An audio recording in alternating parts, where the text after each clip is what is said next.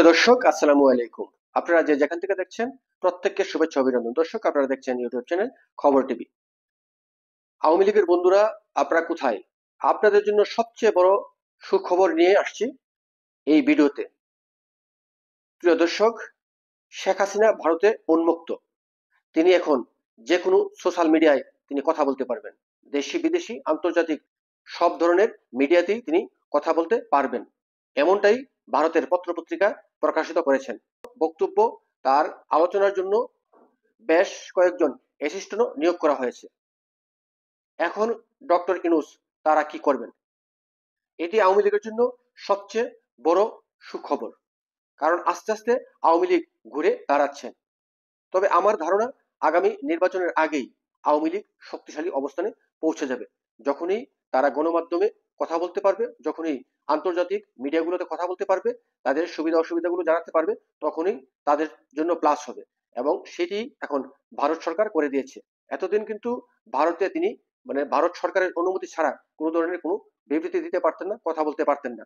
এবং যেটার জন্য বাংলাদেশ থেকে ভারতকে বারবার চাপ দেওয়া হয়েছিল যে ভারতে বসে যেন শেখ হাসিনা কোনো ধরনের বিবৃতি বা কোনো ধরনের মানে মিডিয়াতে কথা বলতে না পারে, সেজন্য চাপ দেওয়া হয়েছিল। তবে এতদিন সীমিত থাকলেও এখন থেকে তিনি উন্মুক্ত। এখন থেকে তিনি ভারতের সব জায়গাতে তিনি অবস্থান করতে পারবেন এবং তিনি তার ইচ্ছা মতে তার বক্তব্য সে দিতে পারবেন। দর্শক, এই বিষয়ে আপনাদের জন্য একটি ভিডিও রয়েছে, সেই ভিডিওটি দেখে আপনারা কমেন্ট করবেন। আর যারা আওয়ামী লীগের ভাইরা রয়েছে, প্রত্যেকে এই ভিডিওটি ছড়িয়ে দেওয়ার চেষ্টা করবেন। কারণ হচ্ছে, আওয়ামী লীগের সব মানুষ জানার প্রয়োজন যে শেখ হাসিনার এখন কি অবস্থানে আছে, কেমন আছে, তিনি কি করতে যাচ্ছেন। যখন এই আলোচনা করতে যাচ্ছি, তখন ভারতীয় বিভিন্ন গণমাধ্যম খবর দিচ্ছে যে শেখ হাসিনার ব্যাপারে ভারত সরকার তাদের নীতি পরিবর্তন করেছে। শেখ হাসিনাকে এতদিন ভারতীয় গণমাধ্যম সহ আন্তর্জাতিক গণমাধ্যমে কথা বলা, সাক্ষাৎকার দেয়া, বিবৃতি দেয়া, এই ব্যাপারগুলো নিষিদ্ধ ছিল। সেই ব্যাপারের নিষেধাজ্ঞা ভারত সরকার তুলে নিয়েছে এমন আভাস দিচ্ছে ভারতীয় গণমাধ্যম। এবং তার তার ফলশ্রুতিতে প্রথমবারের মতো কোনো পত্রিকাতে শেখ হাসিনা বিবৃতি দিলেন এবং সেই বিবৃতির মাধ্যমে নববর্ষের শুভেচ্ছা জানালেন জাতিকে। নববর্ষের শুভেচ্ছা জানাতে গিয়ে নানা রকমের কথা বললেন। জুলাই বিপ্লবের কথা বললেন, বর্তমান ইউনূস সরকারের নানা রকমের অনিয়মের কথা বললেন, 5 আগস্টের পরে মব জাস্টিসের কথা বললেন, অনেক কথাই বলেছেন তিনি। জুলাই আন্দোলন ছিল দেশি বিদেশি ষড়যন্ত্র, তেমন কথাও তিনি সেই বিবৃতিতে বলেছেন। কিন্তু বিবৃতি যে দিলেন, দ্য ওয়াল, এই যে বিবৃতির কথা বলছি, দ্য ওয়াল ভারতীয় পত্রিকা দ্য ওয়াল এই বিবৃতি ছাপিয়েছে। ওয়ালে একটা বড় বিবৃতি ছাপানো হয়েছে শেখ হাসিনার নামে। যখন এই বিবৃতির কথা বলছি, তখন ভারত সরকার শেখ হাসিনাকে তার একাধিক আন্তর্জাতিক কমিউনিকেশনের জন্য একাধিক অ্যাসিস্ট্যান্ট দিয়েছে, অনলাইন কমিউনিকেশনের জন্য একাধিক অ্যাসিস্ট্যান্ট দিয়েছে, এমন কথা ভারতীয় বিভিন্ন গণমাধ্যম জানাচ্ছে। ভারতীয় গণমাধ্যম জানাচ্ছে, শেখ হাসিনার আর ভারতীয় কিংবা আন্তর্জাতিক কোনো পত্রিকায় গণমাধ্যমে বিবৃতি দিতে, টেলিভিশনে সাক্ষাৎকার দিতে কোনো বিধি নিষেধ থাকছে না। অর্থাৎ তিনি চাইলেই এখন টেলিভিশনে সাক্ষাৎকার দিতে পারবেন, তিনি চাইলেই পত্রিকাতে বিবৃতি দিতে পারবেন, যেমনটা তিনি এই বিবৃতিটা দিয়েছেন। এই বিবৃতি দ্য ওয়াল সহ ভারতীয় বিভিন্ন গণমাধ্যমে ছাপা হয়েছে বলেও জানা গেছে। ভারতে বসে থেকে যখন এই আন্তর্জাতিক পর্যায়ে তিনি বিবৃতি দিতে পারবেন, টেলিভিশনে সাক্ষাৎকার দিতে পারবেন, এমন তথ্য শেখ হাসিনা ব্যাপারে আসলো, তখন সামনে অনেকগুলো প্রশ্ন এসে যায়। ডোনাল্ড ট্রাম্প 20 তারিখে, এ মাসেরই 20 তারিখে হোয়াইট হাউসে প্রবেশ করছেন। ডোনাল্ড ট্রাম্পের প্রবেশের আগে ভারতের বিদেশমন্ত্রী জয়শঙ্কর আমেরিকাতে গিয়ে 6 দিনের সফর সেরে এসেছেন। 6 দিনের সফর সেরে এসে তিনি আবার আরেক দেশে চলে গেছেন, একদিনের বিরতি শেষে আরেক দেশে চলে গেছেন। সেই 6 দিনের সফরে শেখ হাসিনাকে নিয়ে নাকি আলোচনা হয়েছে এবং শেখ হাসিনাকে নিয়ে একটা গ্রিন সিগন্যাল ডোনাল্ড ট্রাম্পের ওখান থেকে এসেছে।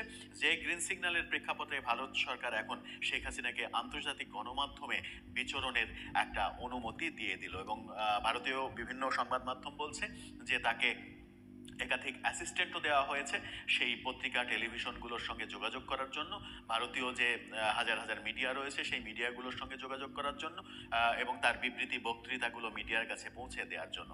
এরকম অবস্থায় শেখ হাসিনাকে যখন আন্তর্জাতিক অঙ্গনে বিচরণ ভারতে বসে থেকেই আন্তর্জাতিক অঙ্গনে অন্তত অনলাইনের মাধ্যমে, গণমাধ্যমের মাধ্যমে বিচরণ করার অনুমতি দিচ্ছে ভারত, এমনটা শোনা যাচ্ছে, তখন বাংলাদেশে প্রত্যার্পণের ব্যাপারটা কোন দিকে আসছে?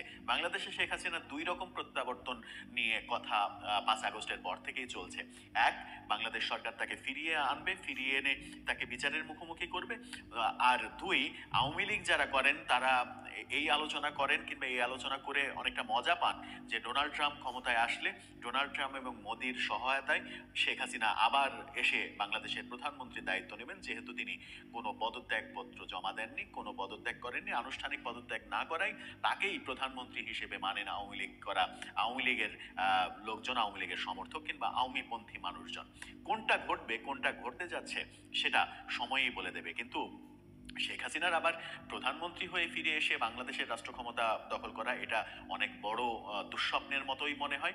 কিন্তু শেখ হাসিনা যদি বাংলাদেশের পরবর্তী নির্বাচনে অংশগ্রহণ করতে চান এবং করতে পারেন, নির্বাচনে অংশগ্রহণ করার অনুমতি যদি আওয়ামী লীগ পায়, আওয়ামী লীগকে নিষেধাজ্ঞার কবলে যদি পড়তে না হয়, আওয়ামী লীগের রাজনৈতিক কর্মকাণ্ড যেভাবে বাধাগ্রস্ত করা হচ্ছে সেই বাধাগ্রস্ত যদি করা না হয়, আওয়ামী লীগ যদি ঠিকঠাকভাবে নির্বাচন করতে পারে, তাহলে আওয়ামী লীগ বেশ ভালো একটা অবস্থানে চলে যাবে। তার কারণ অনেকে বলেন যে বর্তমান সরকারের বহুদিকে, চতুর্দিকে প্রায় সব ক্ষেত্রেই ব্যর্থতা, বর্তমান সরকারের ব্যর্থতা আওয়ামী লীগের জনপ্রিয়তা বাড়াচ্ছে, এমনটাও শোনা যাচ্ছে।